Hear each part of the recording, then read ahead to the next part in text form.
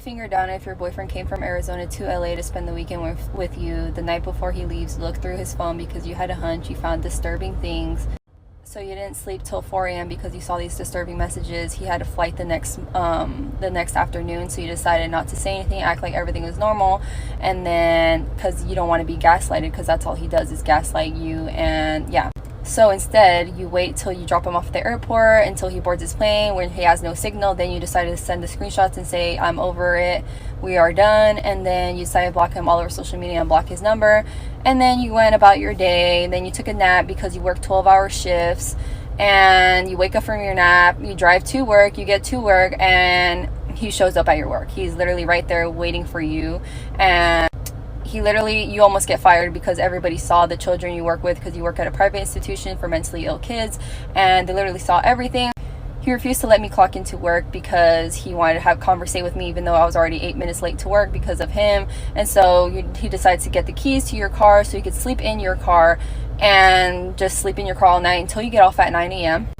He's about 1 block away from your work, just sleeping there, chilling, whatever, because he refuses to leave and have a conversation with me the next morning. I get off of work at 9 a.m. and I try to tell him, let's take you to LAX so you can leave, and then he refuses to go to LAX. He says he'll take an Uber from my apartment complex or a bus stop. So he drives to that destination. 25 minutes later, you get there. He wants to go to Starbucks first. You go to Starbucks, and then from there you drive past your apartment complex, past 3 bus stops, and he refuses to get out of the car. He refuses to, so he's basically keeping you hostage at this point. He is screaming, yelling, asking for clarity, refusing to accept the fact that we are no longer together. So you had to call his mother, put her on speaker so she could help you de-escalate the situation, because clearly he does not want to leave. He's keeping you hostage. He's making a scene.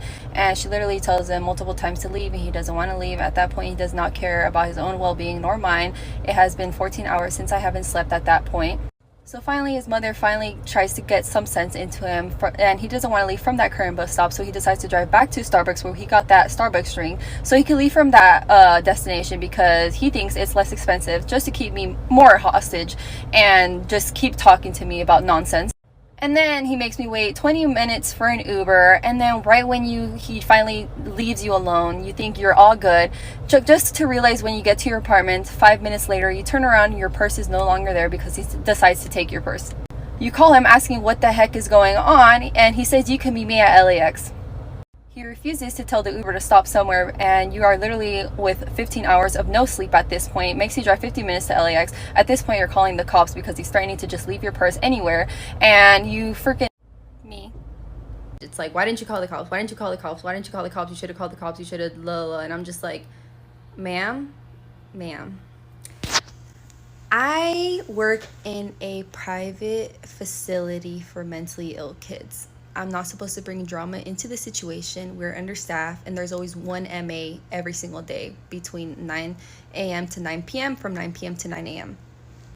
So I drive into work. I open my car door. He's literally right there in front of my face. My heart drops to my stomach because I'm like in disbelief. I'm in shock, guys, that he's right there. Caused a scene because the kids decided to pull up to the window because they saw this strange man follow me to the backyard and see me park my car, and decides to just do something. And I was like, I was watching the kids just watch me, and I was like, oh my god, I don't know what to do. He tried having me stay longer, and I was already late to work.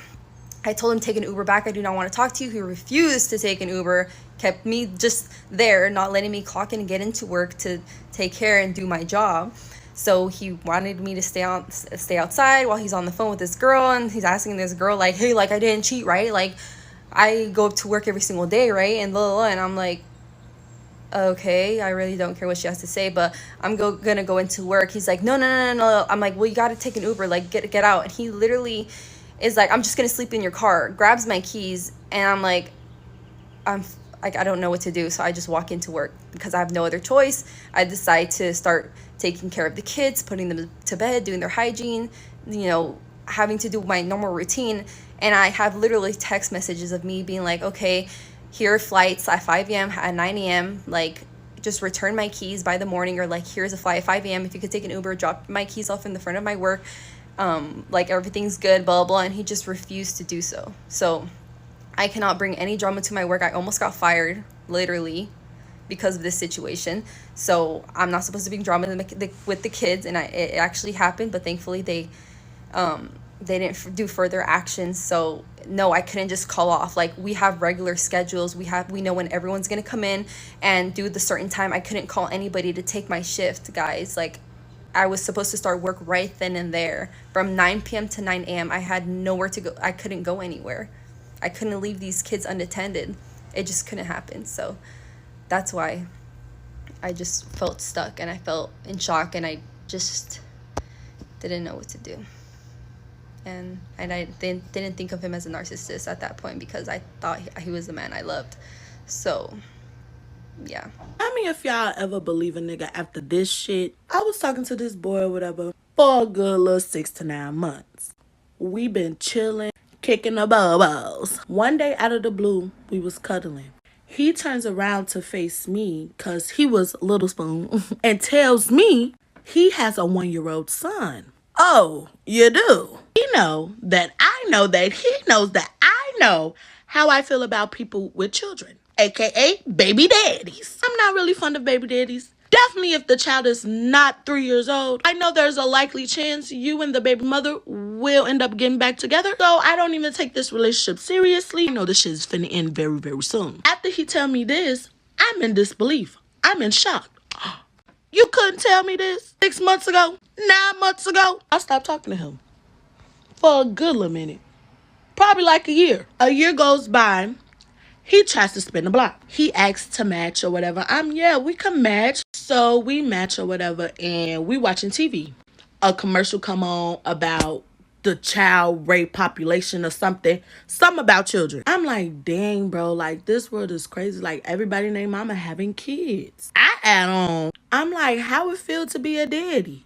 When I tell you, this man looked at me in my face, in my eyes, and says, girl, who the fuck is a daddy? Ain't nobody no damn daddy around these parts. You ain't? Then you in a 1-year?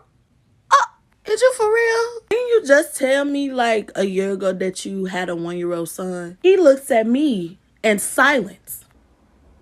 Yeah.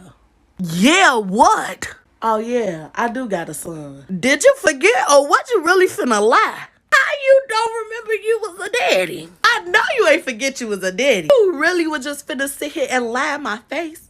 If you would never had told me this, you was still finna keep on lying? I can't believe you. Okay, I have hundreds of stories I could tell y'all about anything under the sun. But I'm going to give a little warning to parents, because this right here was one of the scariest moments of my life. So this has been several years. Kip was 2.5 at the time. He woke up one morning, got out of bed, and he fell down. I assumed he was super tired. I just put him back in the bed. And within an hour and a half or so, he was ready to get up. So he got out of bed again, and I watched him. And what he looked like was a newborn calf or a newborn deer, where they stand up and their legs like do this and they buckle. He could not stand. It's like he had no muscle mass in his legs. It was crazy. So I pick him up, and of course I freak out. I call my cousin. She's like, has he been sick? And I was like, well, come to think of it, he did throw up before bed last night, which was strange, but kids throw up. You never know why. They could just get gagged on something and throw up. But he went to sleep. He was fine. So we got him food and drink. My husband's trying to calm me down. Just give him a little bit. Don't freak out. My husband was kicking a soccer ball, because ball was like his favorite thing. He was super athletic. He's always been well beyond his years, so he could just like jump on a four-wheeler and ride around, play any kind of sports. And so he was kicking a ball, and Kip's like, I want to kick it, Daddy. So my husband's like, come on. So he tried to stand up, and he did it again. So I immediately called the pediatrician. I tell him what's going on. They said, get here as soon as possible. So we hauled butt. It's a 30-minute drive, and I probably got there within 15 minutes because I was booking it. So they had us a room straight in the back. I didn't even have to get checked in. They had us a room ready at the Children's Hospital, which is where we stayed for the next week running all these tests. I'll do another story time on how I found out what it was, because the doctors never said what it was. They completely disagreed. But he had open wounds on his leg from where he had been bitten by mosquitoes, and he scratched it.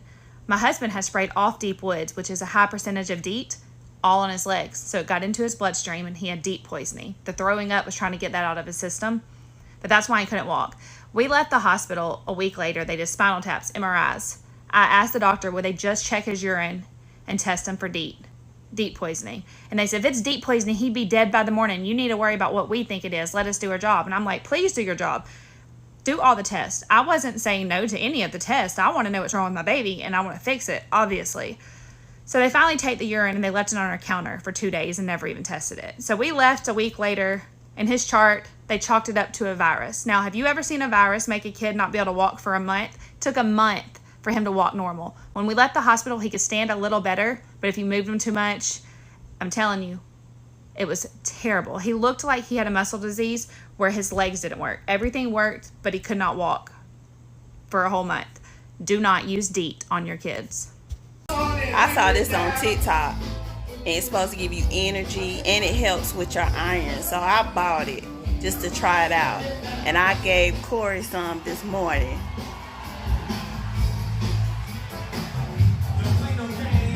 Don't play no games. It's on the sugar high. They did give me energy though. He ain't stopped. Try it.